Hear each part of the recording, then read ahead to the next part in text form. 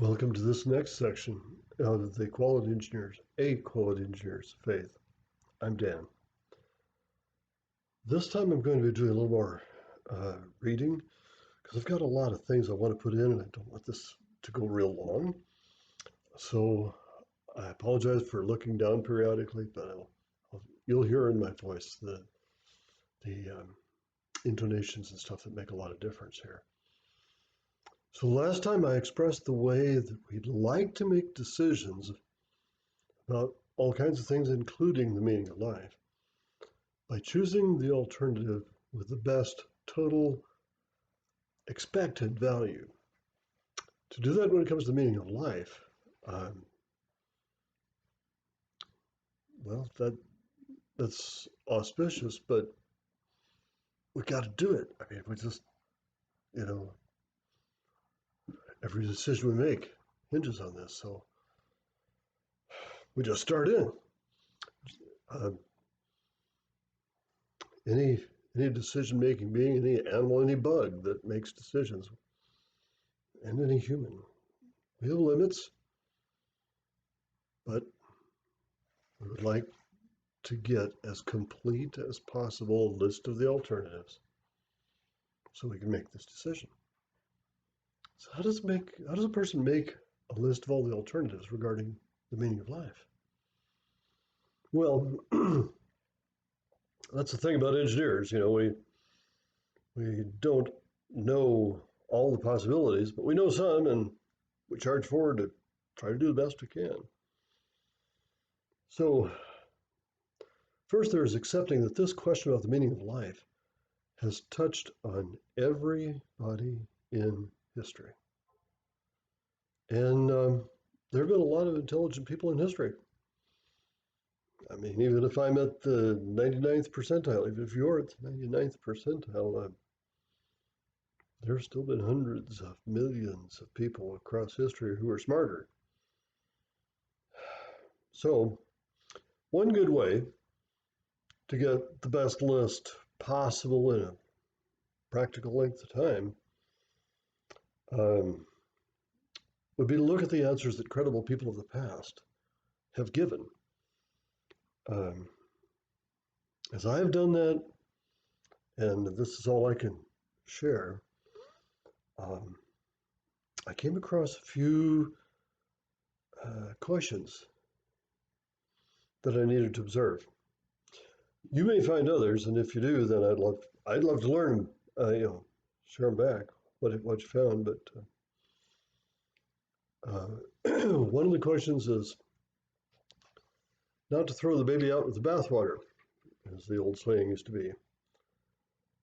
And the first way to do that is, as you're looking through history, separate the real seekers from the actors. So what I mean by that is that it seems that each major religion in history, or if religion is the wrong word, then philosophy or answer to the meaning of life, each one begins with a small number of original thinkers. That person or group of people constitutes a first tier of the population that support that particular answer to the meaning of life. A second tier consists of people who interact directly with the first tier and who support that answer. Now, obviously, there are opponents from time to time. We're not going to, they're spectators. We're not talking about them. But we're talking about in the second tier people who support the answer. If they identify by giving their time, if they support by giving their time to this answer, we might call them disciples. If they identify or support by giving their money to advance this answer, a more common word would be sponsors, sometimes patrons. I think I'm going to call them sponsors for now. In either case, the second tier seems to genuinely care about and to sacrifice for, to invest in this answer. There's a third tier that identify with or wear the name of uh, support this answer. The third tier consists of people who do not directly interact with the original thinkers, um, with an original thinker, but who also invest in the answer. These people learn all they can know about the answer from usually the second tier. A couple of generations after an original thinker, both of the first two tiers, both the original thinker and the people who interact with them, have gone on. And the third tier continues to grow. They continue to grow by learning more about the answer from reading things that were written by the first two tiers. And these tiers then are in order of increasing size. There are almost always more disciples and sponsors than original thinkers.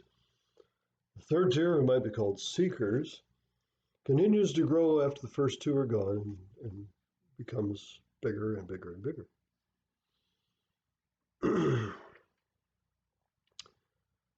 As the first three tiers of advocates for that answer continue to grow, their combined size creates a social, um, let's call it a social attraction,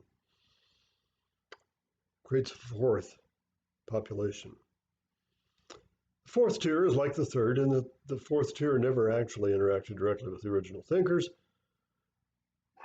And like the previous tiers, they do claim to support this answer. However, the characteristic that distinguishes the fourth tier from the third is what they're willing to invest, sacrifice. What are they willing to give up? What are they willing to do for this particular answer? The fourth tier population differs from the third in that the fourth tier does not read the writings that would convey the thoughts of the original thinkers. They don't change their lives to things that they wouldn't do except for the call of this answer. What the fourth tier of advocates do care about is being accepted by the third tier and each other. It's a social construct, this fourth tier. Now, as these groups get larger and larger, they begin to form a significant percentage of the population, and people who want to influence that population then claim to believe that particular answer.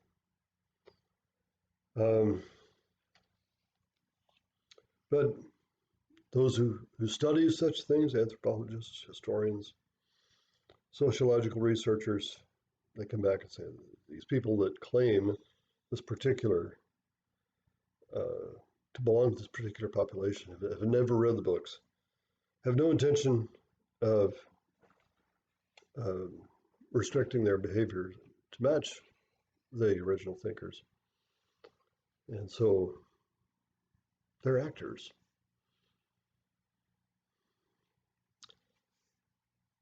Now, because this fourth tier is motivated by social relationships in their present, their current time, rather than by an answer to the meaning of life, their behavior follows social trends.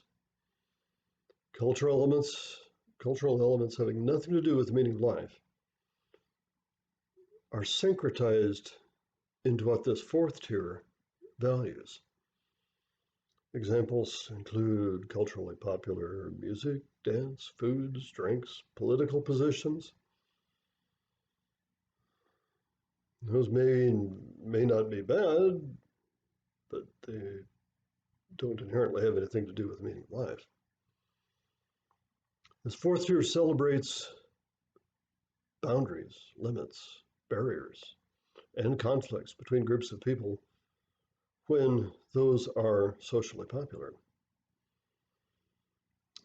Even in defiance of the fact that the original thinkers of the credible answers were usually much more inclusive, at least in my reading. For that reason, I have found it necessary to separate the voices of history. I am looking for that best possible list of alternatives for the answer to the meaning of life. I need to separate the, the well, basically, the real seekers from the actors. Popular voices that do not practice what was taught by the original thinkers that they claim to honor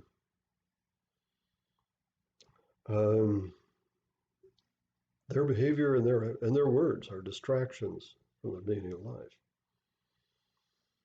But the others, respected voices, maybe not as popular, okay, because they're not particularly interested in social um, things as they are the meaning of life.